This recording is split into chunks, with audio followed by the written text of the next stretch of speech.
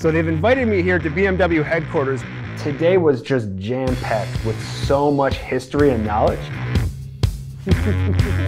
Man, my head is spinning. These guys were heroes. Wait, so you said for the production bay? Let's take a look. Yeah.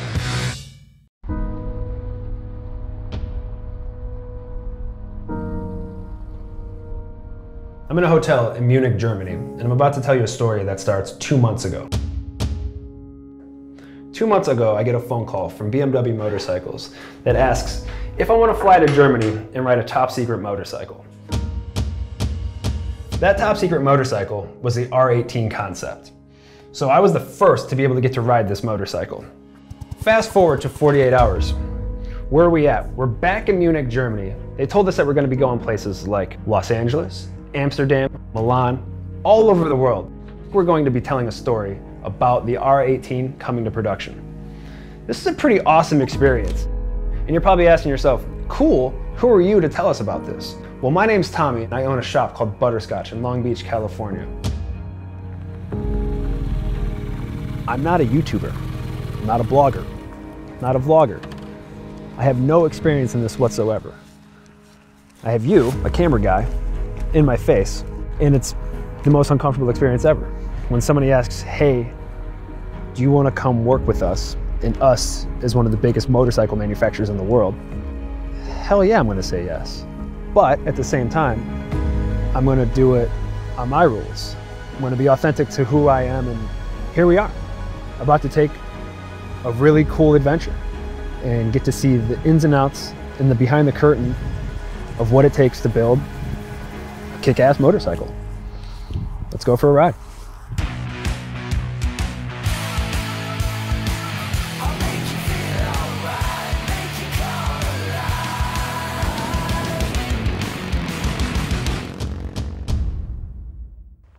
I just got back to the room after day one, and man, my head is spinning. Today was just jam-packed with so much history and knowledge.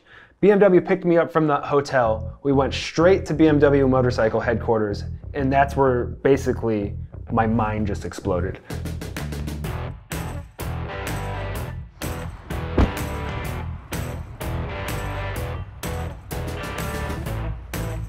So like I mentioned, we're in Munich, Germany, which is pretty awesome, here at the headquarters of BMW.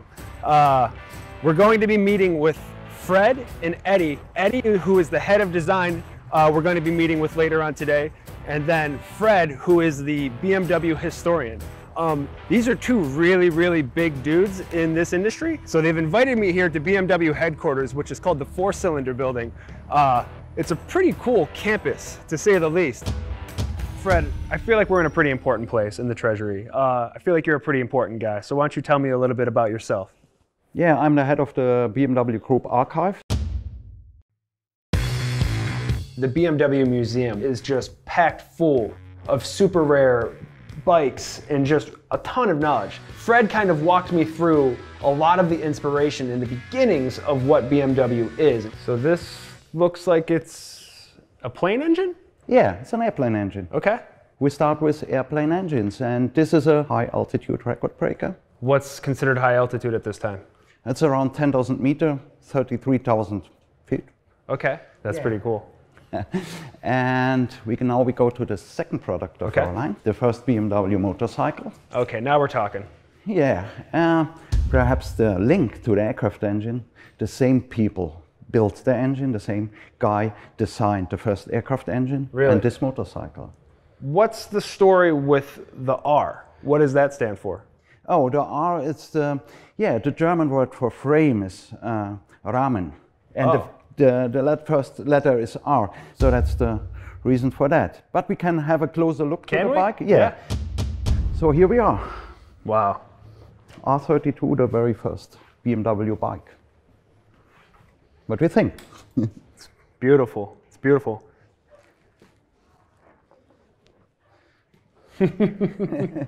Yeah.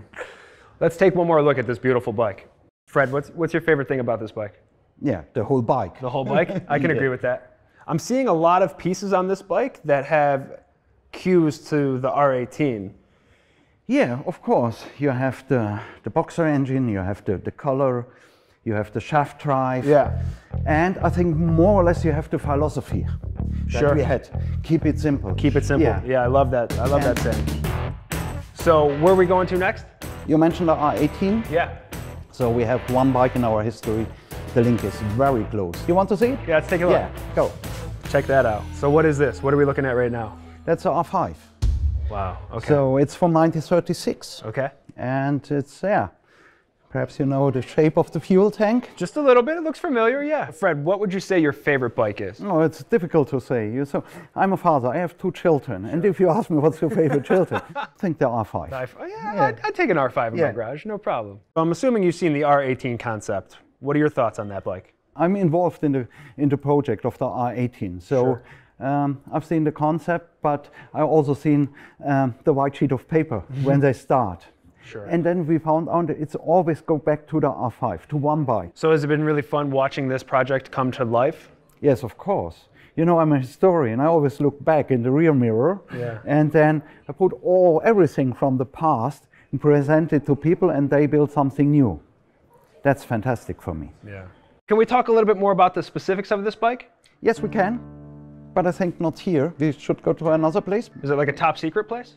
Yeah, top secret. All right, let's go. Come on. Having important friends is cool.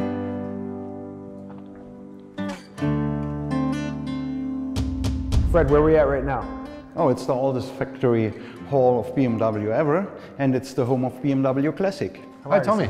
Hi, Fred. So, how was your time with Fred? Did he explain you, show you around? Lots of knowledge. Good, Lots perfect. Of knowledge, yep. So you're ready for more then? Yeah. Come in. Wow. This is some of the sacred halls here. And I think Fred arranged some of the bikes, some of the really interesting bikes here. This one was ridden by George Meyer. That's pretty cool, eh? These guys were heroes. Really, it's a really beautiful bike, yeah.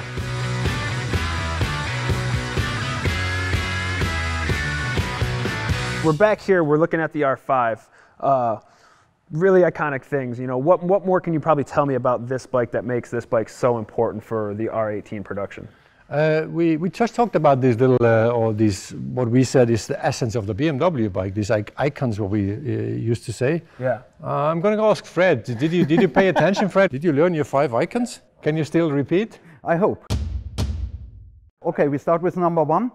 It's the triangle shaped tubular frame. Okay. Then we have this very specific form of the fuel tanks in the early bikes.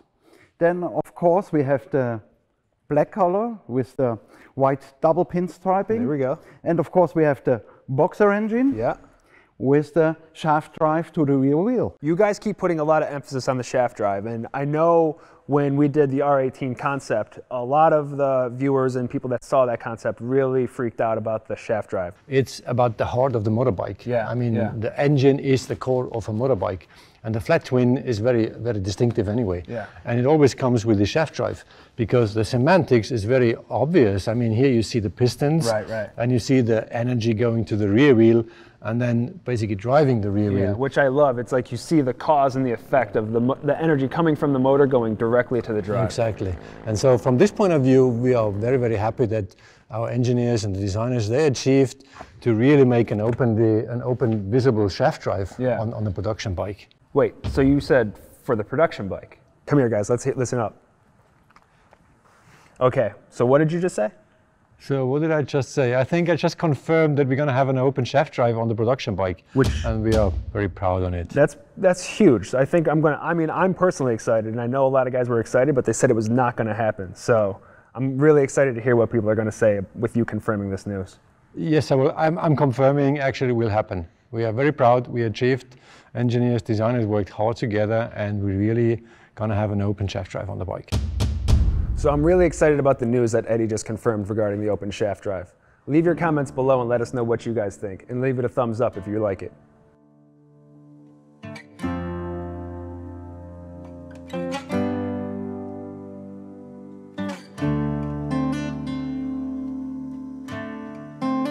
Edgar invited us out to Pure and Crafted, which is a really great festival. I think something really fun and cool is going to be dropping there. So stay tuned to find out. So I finally have the day off, and I decided to go for a ride, much like I would do at home in California. Here I am now. Things have worked out pretty well, it feels like. It's a crazy ride how I got here, though, that's for sure. And definitely feel pretty grateful and fortunate for what has happened. Sometimes you just need to get on the bike, fill the tank of gas, and just go.